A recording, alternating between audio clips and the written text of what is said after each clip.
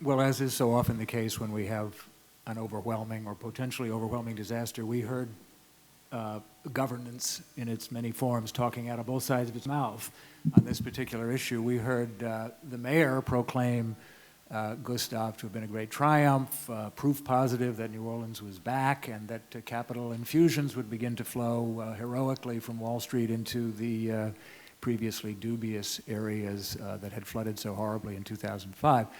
I would have to suggest that that was badly premature as an analysis of what Katrina said about the area. What Katrina really said, and Allison's slides were very interesting in this respect, is that we were hours away from what would have been catastrophic flooding coming into the city from the southwest direction, the worst possible tangent for an assault by a hurricane on New Orleans, had Gustav not veered to the left, to the west. We would have been looking at, I think, shut off the lights, roll up the carpets. New Orleans has proved itself to be an untenable geography, which it is not, as Allison's slides also showed. About half of our city is above sea level, notwithstanding the canard that you see so often in the press about us being foolish enough to live below sea level and in a bowl and all of that stuff.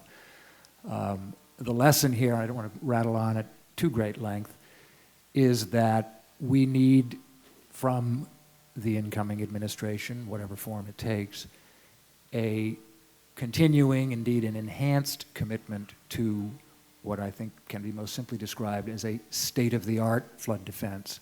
Not a flood defense for storms 1/3 the strength of Katrina, which, as Allison showed on her slides, was what the 100-year storm defense amounts to.